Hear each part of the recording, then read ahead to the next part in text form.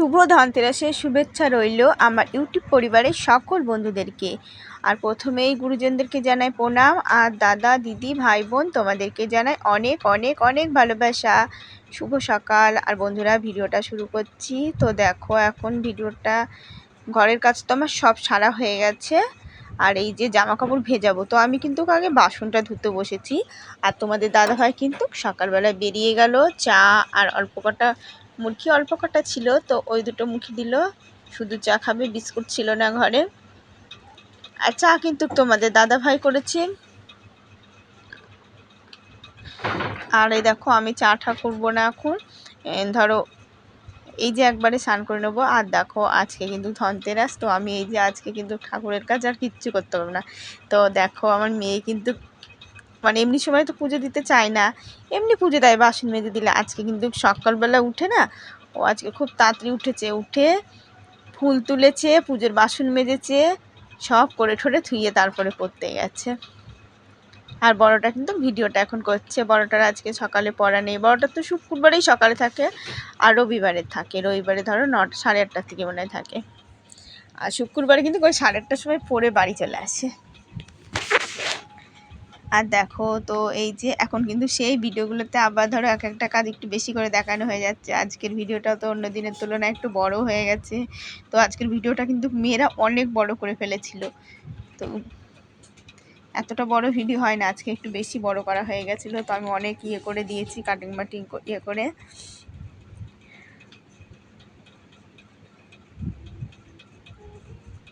আর দেখো, তো এই যে রোদ উঠে গেছে। আজকে কিন্তু গরম লাগছে, কিন্তু এই কয়দিন যেরকম ঠান্ডা ঠান্ডা হচ্ছিল না, আজকে কিন্তু খুবই গরম লাগছে। কি জানি এত গা জ্বলে যাচ্ছে না গরমে।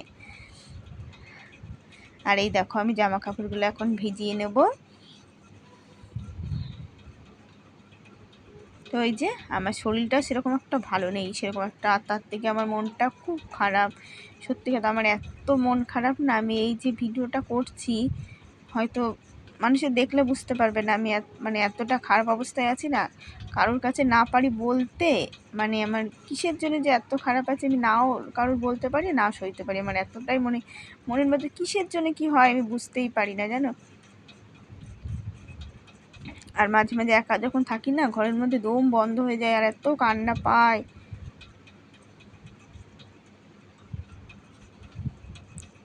আর এই যে কালকে মানে ঘরে বসে বসে এত কান্না পাচ্ছে, তোমাদের দাদাভাই বলছে কি হয়েছে তোমার, কি হয়েছে? বলছে ওই তো ওরকম মাঝে মাঝে কিসের থেকে যে এত কষ্টটা হয় আমি বুঝতেই পারি না।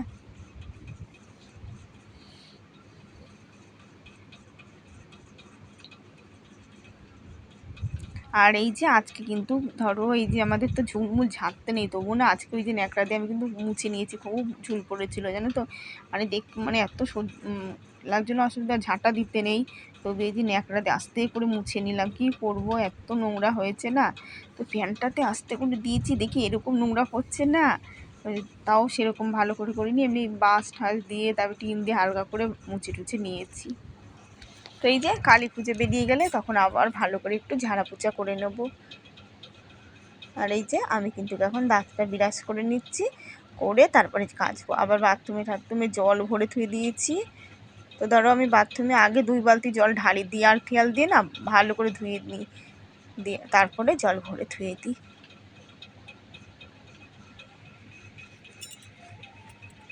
আর এই যে কাঁঠাল গাছটা কেটে বেশ ভালোই হয়েছে। আর আমার দাঁত ব্রাশ করা হয়ে গেছে। এখন আমি জামা কাপড়গুলো কেচে নেবো। আর সবই ধরো পরিষ্কার জিনিস, তো এগুলো কাচতে বেশি সময় লাগবে না, আমার তাড়াতাড়ি কাছে দেবে। আর আমার কিন্তু মাখাতে সময় লাগে, আমার জামা কাপড় কাচতে সময় লাগে না। আমার এই যে মাখানোর সময় অনেকটা সময় লাগে, জানো, আমি ডলে ডলে মাখাতে মাখাতে।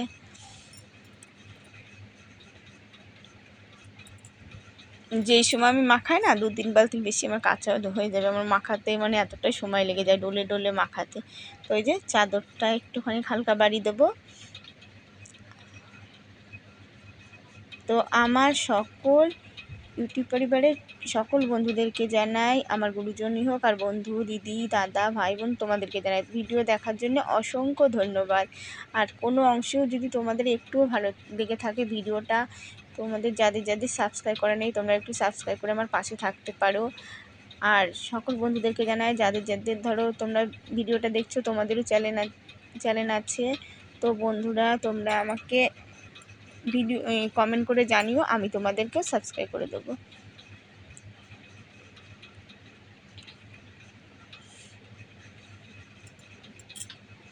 আর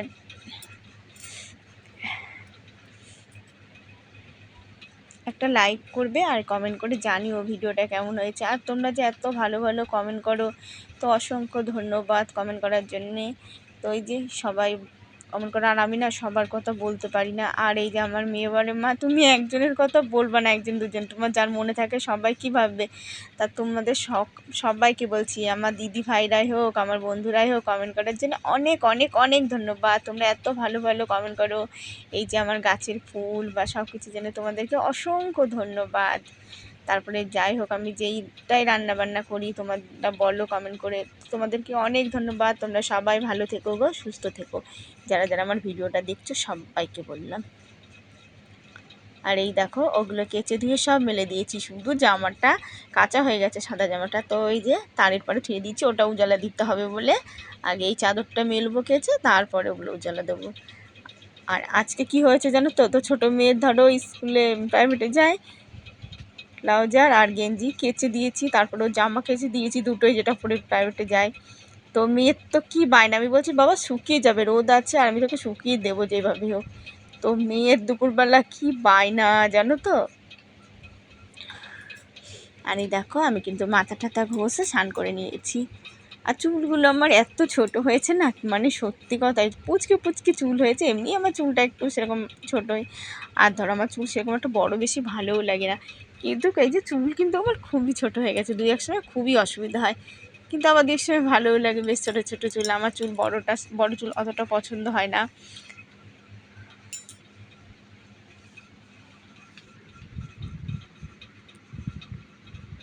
আর এই যে সঙ্গে সঙ্গে মাথা ঘষে যদি মাথা আঁচড়ানো যায় না, তা বেশ মাথা অতই হয় না। আর এই মাথা কিন্তু আমার পরে আঁচড়াতে গেলে না, মানে চুল ছিঁড়ে যায়, খুব বিরক্তিকর লাগে।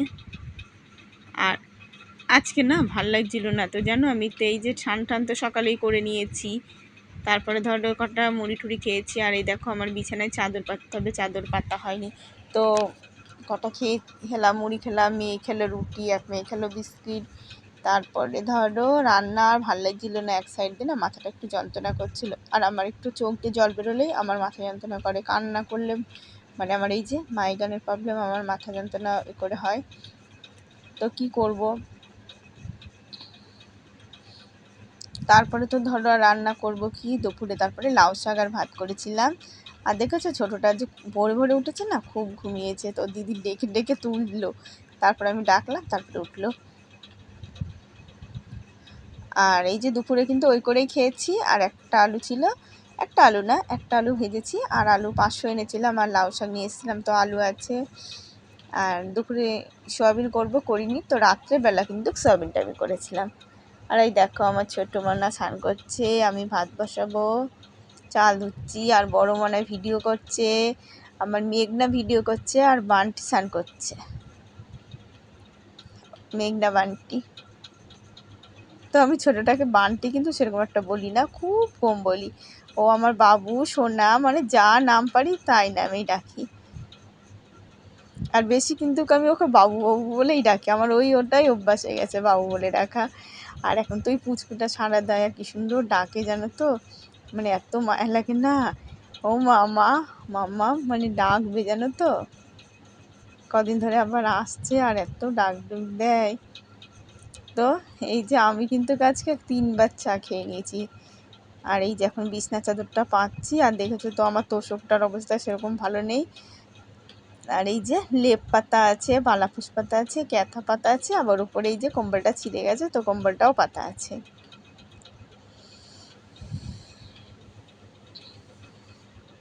তো এই যে বালাপোষটা কিন্তু কয়েকদিন পরে তুলে ফেলতে হবে, শীত পড়লে এবারে যে উপরে একটা লেপ আছে, আর নিচের লেপটা গায়ে দিই না, ওই যে লেপ দেওয়ার বালাপোষতে সব গায়ে দিতে হবে আবার।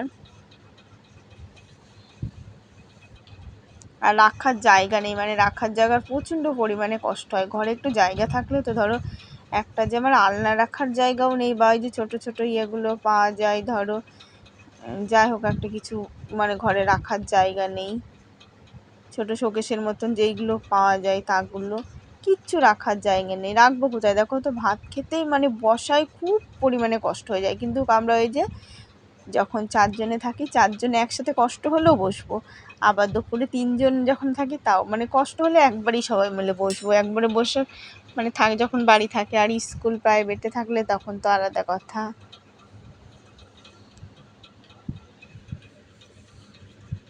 আর দেখো চাদরটা কিন্তু টান টান করে পেতে নিলাম। তো মেয়ে বলছে মা আমার এই সাদা চাদরটা পাতলেই ভালো লাগে। আমিও বলছি হ্যাঁ বাবা, সাদাটা পাতলেই ভালো লাগে। আর এই দেখো মেয়ে এখন গেঞ্জি প্যান্ট মানে চাচ্ছে, দিচ্ছি, একবার ঘরে দাও একবার বাইরে দাও, বাইরে দিতে গেলে মিলো না, আবার ঘরে। আর এই যে আমার ছোট্ট বাবু পুজো দিল, সকালে বাসন মেজেছে, আবার বললাম মা আজকে কিন্তু এই বাসন রাখতে নেই, মেজে ঘষে তো। এই যে মেয়ে আবার বাসন মাজছে, মন ভালো থাকলে কিন্তু আর ও কিন্তু ঠাকুরের পুজো তো মানে খুব বিয়ে। তো এই যে আজকে তো ধরো আমার গোপালের জন্য কি এনেছি তোমরা দেখতে থাকো বন্ধুরা, ভিডিওটা পুরো ভিডিওটা তোমরা অবশ্যই দেখো, তাহলেই বুঝবে আমার গোপালের জন্য কি নিয়ে আসলাম।